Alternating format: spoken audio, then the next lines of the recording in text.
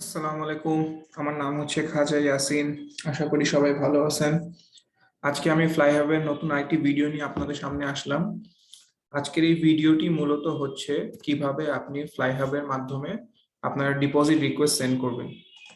So এই ভিডিওটি ইনশাল্লাহ শেষ হওয়ার পরে আপনি জানতে পারবেন কিভাবে ফ্লাইহাব থেকে আপনি ডিপোজিট রিকোয়েস্ট পাঠাবেন এবং কিভাবে আপনি ফ্লাইহাবের বিকাশের মাধ্যমে টাকা রিচার্জ করবেন, কিভাবে ফ্লাইহাবে আপনি নগদের মাধ্যমে টাকা রিচার্জ করবেন এবং ফ্লাইহাব থেকে আপনি কিভাবে আপনার মানি রিসিপ্টটি ডাউনলোড করতে পারবেন।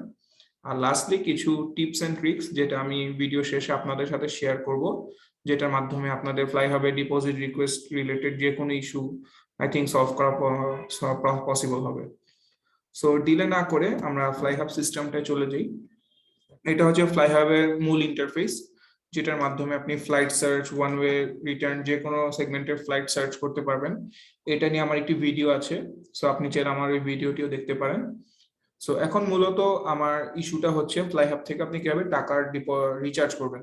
সো আপনি যদি এখানে লক্ষ্য করেন, এখানে বিডিটি 137 একটা অ্যামাউন্ট লেখা আছে। সো এখানে ক্লিক করে আপনি ডিপোজিট রিকোয়েস্টে যাবেন। ডিপোজিট রিকোয়েস্টে যাওয়ার পরে এই ইন্টারফেসটা আসবে। এখানে লেখা আছে ডিপোজিট টাইপ, এর নিচে চেক লেখা আছে। সো আমি যদি এখানে ক্লিক করি, কয়েকটা ক্যাটাগরি বের হয়ে আসছে। তার মধ্যে হলো bank deposit, bank transfer, cash, bKash, Nagad. তো কিছু কথা মূলত আপনাদেরকে প্রথমে বলে রাখি, ফ্লাইহাব কখনো চেকের মাধ্যমে কোনো ব্যালেন্স অ্যাকসেপ্ট করে না। সো চেকের মাধ্যমে আপনি যে কোনো অ্যামাউন্টই ডিপোজিট করেন না কেন, সেটা অ্যাকসেপ্টেবল হবে না। এরপরে আসছে ব্যাংক ডিপোজিট। অবশ্যই আপনাদেরকে এখানে ব্যাংকের মাধ্যমে বেশিরভাগ লেনদেন তাদের সাথে করতে হবে। সো এখানে যদি আমি ব্যাংক ডিপোজিটে যাই, ব্যাংক ডিপোজিটে যাওয়ার পরে এখানে একটা ছোট ছবি আছে, যে ছবিটার মধ্যে তাদের সম্পূর্ণ ব্যাংক ডিটেলসটা দেওয়া আছে।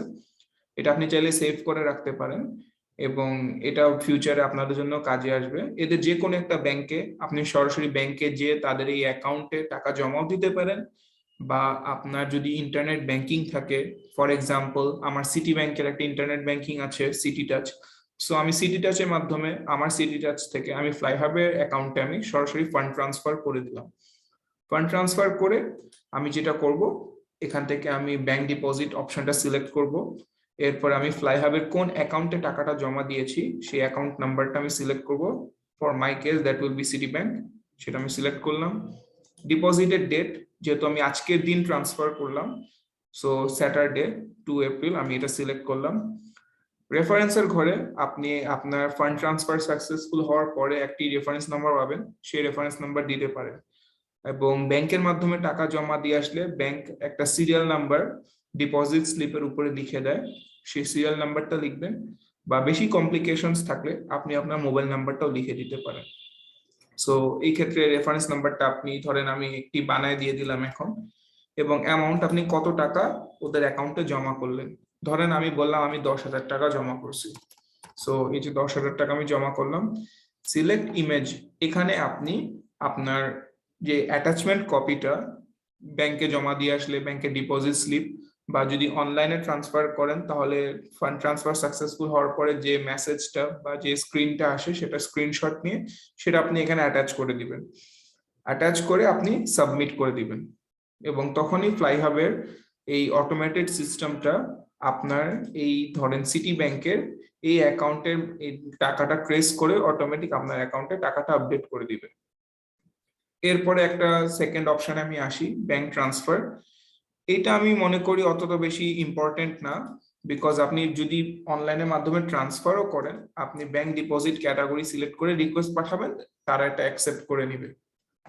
সো এরপরে আসি আমি বিকাশে। সো আমি যদি বিকাশ সিলেক্ট করি, এখানে বিকাশে দুইটা অপশন চেয়েছে, pay with transaction ID, second হচ্ছে pay with your account number. সবসময় সিলেক্ট করবেন pay with your account number, এই অপশনটা। এই অপশনটা সিলেক্ট করার পরে এই পেজটা আসবে। এখানে আপনি দেখতে পারতেছেন লেখা আছে total payable, gateway fee, amount two B deposited. So for example আমি এদিকে অ্যামাউন্ট লিখলাম 1,000 টাকা। 1,000 টাকা লেখার পরে এখানে আপনি দেখেন অটোমেটিক 985 টাকা লেখা আসছে। That means gateway fee 1.5% minus করে আপনার ফ্লাইহাবে কত টাকা ব্যালেন্স যোগ হবে সেই অ্যামাউন্টটা লেখা আসছে। সো এরপর আমি যদি বিকাশে ক্লিক করি, এখন বিকাশের পেমেন্ট গেটওয়েটা ওপেন হবে আপনাদের জন্য। সো এইখানে আপনি বিকাশ নাম্বারটা বসাবেন। আমি ফর এক্সাম্পল একটি নাম্বার বসাই দিচ্ছি। সো এই নাম্বারটা বসানোর পরে আমি যদি কনফার্ম দিব, কনফার্ম দেওয়ার পরে একটি ভেরিফিকেশন কোড আপনার ওই বিকাশ নাম্বারে যাবে। সো ওই ভেরিফিকেশন কোডটা বসানোর পরে যখন আপনি কনফার্ম দিবেন, আপনার এই ঠিক এরকম একটা পেজ আসবে যেখানে আপনার কাছ থেকে পাসওয়ার্ডটা জানতে চাবে। সেই পাসওয়ার্ডে ক্লিক করলে, সেই পাসওয়ার্ডটা বসায় কনফার্ম ক্লিক করলে অটোমেটিক আপনার এই 985 টাকা যে ব্যালেন্স, এই ব্যালেন্সটা আপনার এখানে অ্যাড হয়ে যাবে। এখন আমি যদি ব্যাক করে সেম ভাবে নগদের ক্ষেত্রে যদি যাই, একদম সেম ইন্টারফেস, সেম লেআউট দেখেন, বাট নগদে গেটওয়ে ফি হচ্ছে জাস্ট 1%, তাহলে 990 টাকা আপনার অ্যাকাউন্টে ঢুকবে। আমি যদি সাবমিট ক্লিক করি তাহলে দেখেন এখানে অটোমেটিক নগদের পেমেন্ট গেটওয়ে পেজে আপনাকে নিয়ে যাবে তারা। সো এটা হচ্ছে নগদের পেমেন্ট গেটওয়ে পেজ। সো ঠিক আপনি দেখেন সবকিছু বিকাশের মতোই দেখতে। এখানে অ্যাকাউন্ট নাম্বারটা বসাবেন, বসায় টিকমার্ক দিবেন, টিকমার্ক দিয়ে প্রসিড দিলে আপনাকে সেকেন্ড পেজে নিয়ে যাবে। ওটিপি আসবে এই নাম্বারে, ওটিপি বসানোর পরে আপনি কনফার্ম দিলে পিনকোড যাবে, পিনকোড বসায় কনফার্ম দিলে ব্যালেন্স সাথে সাথে ঢুকে যাবে। জিনিসটি একদমই ইজি। এরপরও যদি আপনাদের কোনো ধরনের কোয়েরিজ থাকে বা কোনো কোয়েশ্চেন থাকে, আপনি আমাকে আমার ইমেইলে সরাসরি নক করতে পারেন। আমি ইনশাল্লাহ আপনাদের আনসার গুলো দেওয়ার ট্রাই করব। এবং একটি কথা আপনাদেরকে বলে রাখি, ঢাকার মধ্যে ফ্লাইহাবের 2টা অফিস আছে। একটা হচ্ছে বনানীতে, বনানী কামাল আতাতুর্ক এভিনিউতে স্টার কাবাবের সামনে, এবং সেকেন্ড আরেকটি অফিস হচ্ছে পল্টনে বিজয়নগরে। বিজয়নগরে আলরাজি কমপ্লেক্সের পিছনেই হেনোলাক্স সেন্টার, এই বিল্ডিং এর লিফটের 6 তলায়। আপনি তাদের যে কোন একটি অফিসে এসে সরাসরি ক্যাশ জমা দিয়েও আপনার এজেন্ট লগইনে ব্যালেন্স আপডেট করতে পারেন। এটা গেল ব্যালেন্স আপডেটের পিরিয়ড গুলো। আপনি এখানে এখন দেখতে পারবেন, যদি আমি আবার এই ডিপোজিট রিকোয়েস্টে ঢুকি, এখানে ট্রানজেকশন একটা অপশন আছে, এখানে ক্লিক করে দেখেন আপনি এখন পর্যন্ত যতগুলো টাকা তাদের অ্যাকাউন্টে জমা দিবেন সেটার রিসিট আপনি এখান থেকে ডাউনলোড করতে পারবেন। আপনাদেরকে আমি রিসিটের একটি ডেমো কপিও দেখা দিতে পারি। আপনাদের রিসিটের ডেমো কপি দেখতে ঠিক এইরকম হবে, এবং আপনি চাইলে এটা ডাউনলোড করেও রাখতে পারেন যদি আপনি অনলাইনের মাধ্যমে ট্রানজেকশন করেন তাহলে। আর যদি ওদের অফিসে সরাসরি জমা দেন তাহলে তো আপনার কোনো রিসিট কালেক্ট করার প্রয়োজন নেই, ওরাই আপনাকে রিসিট দিয়ে দিবে। এবং ব্যাংক অ্যাকাউন্টস, এখানে চাইলে যে অপশনটা আপনাকে আমি এখান থেকে দেখালাম ব্যাংক ট্রান্সফার, এইখানে যে ডিপোজিট অ্যাকাউন্ট, আপনি চাইলে অ্যাকাউন্টে এদিকে সেভ করতে পারেন। অনেকে চায় যে আমি আমার অ্যাকাউন্ট সেভ করে রাখি, বাট এটা আমি বলবো যে না করলেও হবে। বাট আপনি যদি মনে করেন যে করবেন তাহলে অবশ্যই করতে পারেন। অ্যাকাউন্ট হোল্ডার নেম, যার নামে অ্যাকাউন্ট তার নাম, অ্যাকাউন্ট নাম্বার, রাউটিং নাম্বারটা আপনি আপনার চেক বইয়ের পাতায় পাবেন, ব্যাংক নেম আপনার ব্যাংকের নাম, যে ব্রাঞ্চে আপনার অ্যাকাউন্ট ওপেন হয়েছে সেটা, ব্রাঞ্চ কোড এটা ব্যাংক থেকে জানতে পারবেন, সিটি কোন শহর আপনার অ্যাকাউন্ট ওপেন হয়েছে। আমি যদি ফর এক্সাম্পল এদিকে আমি ঢাকা লিখি, অটোমেটিক ওদের সিস্টেম ঢাকা আইডেন্টিফাই করবে। সো অ্যাড্রেস দিবেন, সুইফট কোড দিবেন, routing number, branch code, Swift code. এগুলো সুইফট কোডটা অত বেশি ইম্পর্টেন্ট না, বাট অন্যান্য দেখেন বাকি ফিল্ড গুলো অনেক বেশি important. Routing number, branch code আপনি অবশ্যই এই দুইটা জিনিস আপনার ব্যাংক থেকে জেনে নিতে পারবেন। এটা যখন আপনি সেভ করবেন তখন অটোমেটিক আপনি ব্যাংক ট্রান্সফারের মাধ্যমে যখন টাকা ডিপোজিট করতে যাবেন, এখানে আপনার ব্যাংকটা আপনি সিলেক্ট করতে পারবেন।